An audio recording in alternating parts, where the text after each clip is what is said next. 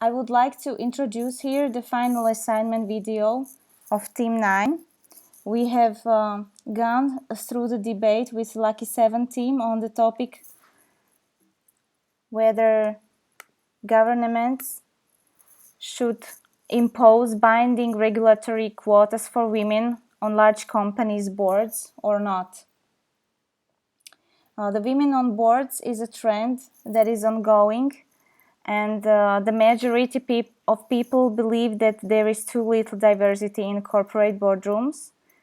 We as a team also tend to agree. However, it is a question that is asked how to do that. The team Lucky 7 took a standpoint yes, and our team, Team the Gamma 9, took the standpoint of no. We believe that imposing quotas on large companies to include more women on boards brings more negative than positive effects.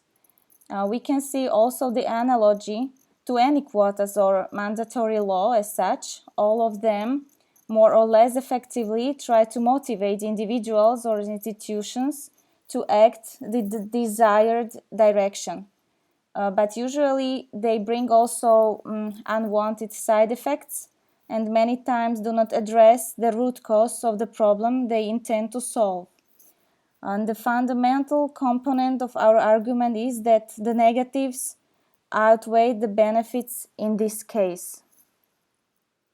The quota is discriminatory to men and also other underrepresented individuals on boards, and results in countries with quota didn't show any role model working scenario.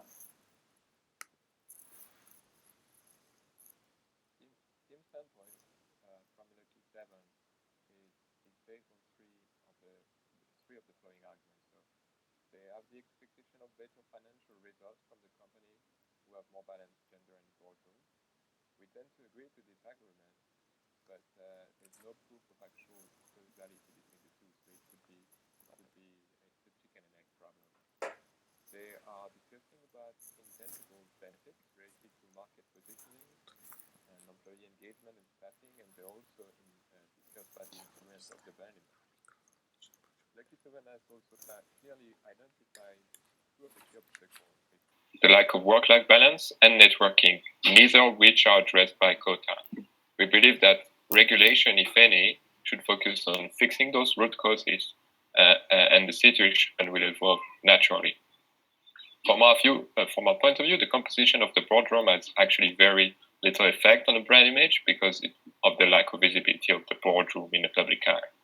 And we also want to note that an interesting fact that Lucky 7 own data sources are actually telling really directly, don't implement quotas. Thank you, Matt. One fundamental point in this argument is whether you believe that governments should have a heavy hand in determining how a public company is managed. As we've seen from the data, in Europe, they seem to accept the government's imposing actions and feel that these will bring a public good. Whereas in the US and the UK, they've taken another stance, as well as in other countries, that they prefer a more market-based solution. And as we've seen in the data, this market-based approach is working, albeit slower, and it's working without the negative consequences. So to sum this up, we agree that more women in boards would in general have many positive effects. But the negative effects of quotas outweigh those benefits. Even if the benefits that are pointed out by the Lucky 7 team were real, the hard data they provided is inconclusive, non-causatory, and does not prove the positive effects came from imposing quotas. Based on the analysis we have done, we believe that there should be instead taken other, less discriminatory, more cost-effective, and more sustainable market-driven actions. Similar what US, UK, and McKinsey have done, and they all showed good success. Thank you.